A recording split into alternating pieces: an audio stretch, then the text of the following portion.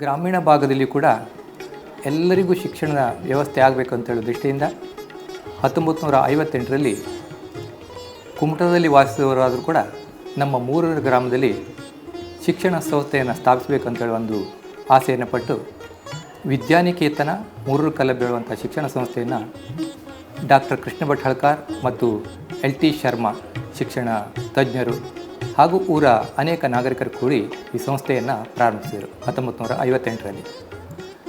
ಅಂದಿನಿಂದ 2001 ತನಕ ಮಾಧ್ಯಮಿಕ ಶಿಕ್ಷಣ ಕನ್ನಡ ಮಾಧ್ಯಮದಲ್ಲಿ ಅನುದಾನಿತ ಶಾಲೆಯಾಗಿ ನಡ್ಕೊಂಡ್ಬಂತು.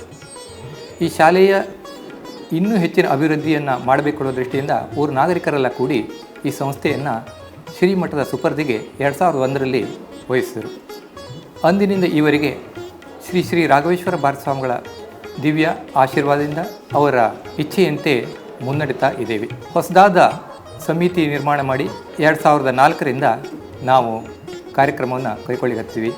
ಈ ಸಂಸ್ಥೆಯ ಸರ್ವಾಂಗೀಣ ಅಭಿವೃದ್ಧಿಗಾಗಿ ಅನೇಕ ಯೋಜನೆಗಳನ್ನು ಹಮ್ಮಿಕೊಳ್ಳುವ ಸಲುವಾಗಿ ಒಂದು ಉತ್ತಮವಾದ ಸಮಿತಿಯನ್ನು, ಎಲ್ಲರ ತಜ್ಞರನ್ನು ಒಳಗೊಂಡಂಥ ಸಮಿತಿಯನ್ನು ಶ್ರೀಗಳವರು 2004ರಲ್ಲಿ ಮಾಡಿಕೊಟ್ರು. ಇದರಲ್ಲಿ ಎಂಜಿನಿಯರ್ ಇದ್ದಾರೆ, ಶಿಕ್ಷಣ ತಜ್ಞರಿದ್ದಾರೆ, ಹಾಗೆ ವಕೀಲರಿದ್ದಾರೆ, ಡಾಕ್ಟರ್ ಇದ್ದಾರೆ. ಇವರನ್ನೆಲ್ಲ ಒಳಗೊಂಡಂಥ ಒಂದು ಸಮಿತಿ ಸಂಸ್ಥೆ ಕಾರ್ಯವನ್ನು ನಡೆಸ್ಕೊಂಡು ಬರ್ತಾ ಇದೆ. ಪ್ರಾರಂಭದಲ್ಲಿ ನಾವು LKGಯನ್ನು ಪ್ರಾರಂಭ ಮಾಡಿದೆವು.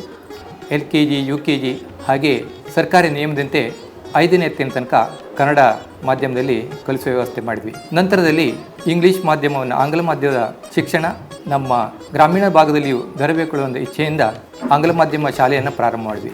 6ರಿಂದ 10ನೇ ತನಕ ಆಂಗ್ಲ ಮಾಧ್ಯಮದಲ್ಲಿ ಈಗ ಶಾಲೆಯನ್ನು ನಡೆಸ್ತಾ ಇದ್ದೀವಿ.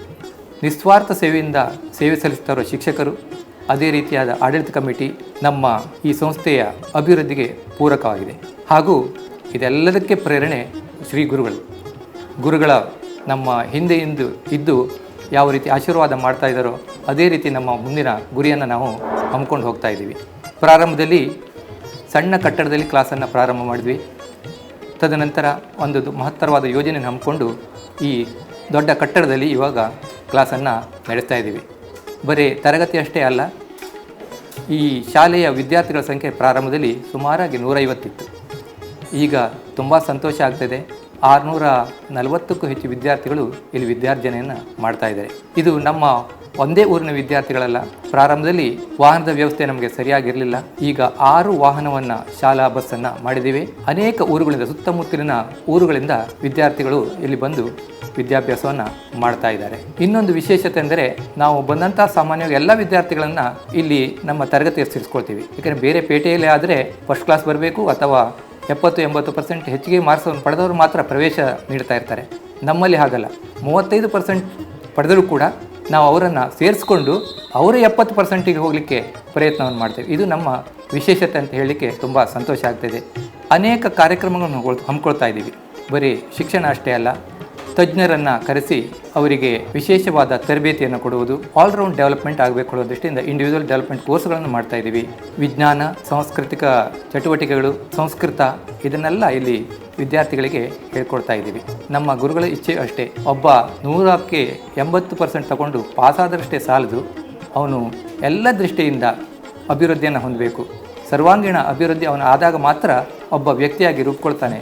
ಅಂತಹ ಆಶಯದಲ್ಲಿ ನಾವು ಕೆಲಸ ಮಾಡ್ತಾ ಇದ್ದೀವಿ. ಇದಕ್ಕೆ ನಮ್ಮ ಶ್ರೀಮಠ ಸದಾ ಅಭಯ ಹಸ್ತವನ್ನು ನೀಡ್ತಾ ಇದೆ. ಇಷ್ಟೇ ಸಾಲದು, ಇನ್ನಷ್ಟು ಬೇಕು ಅಂತ ಹೇಳುವಂಥ ಒಂದು ಭಾವನೆ. ಈಗ 650 ಹುಡುಗರಿದ್ದರೆ ಇನ್ನು ಸದ್ಯದಲ್ಲಿ ಕೆಲವು ವರ್ಷಗಳಲ್ಲಿ ಇದನ್ನು 1000ಕ್ಕಿಂತ ಹೆಚ್ಚಿನದಾಗಿ ಮಾಡಬೇಕು ಅನ್ನುವಂಥ ಒಂದು ಧ್ಯೇಯವನ್ನು ಹೊಂದಿದ್ದೀವಿ. ಈಗೇನು ನಾವು ಶಿಕ್ಷಣವನ್ನು SSLC ತನಕ ಕೊಡ್ತಾ ಇದ್ದೀವಿ, ಇದು ಒಂದು ಹಂತ ನಿಜ.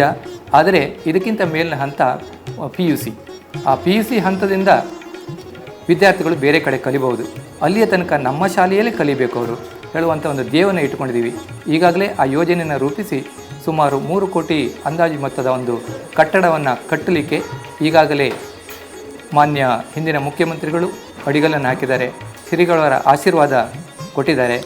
ಹಾಗೆ ಕಟ್ಟಡವನ್ನು ಕಟ್ಟಲಿಕ್ಕೂ ಕೂಡ ಈಗ ನೆಲವನ್ನು ಮಟ್ಟ ಮಾಡಿ ಪ್ರಾರಂಭದ ಹಂತದಲ್ಲಿ ಇದೆ.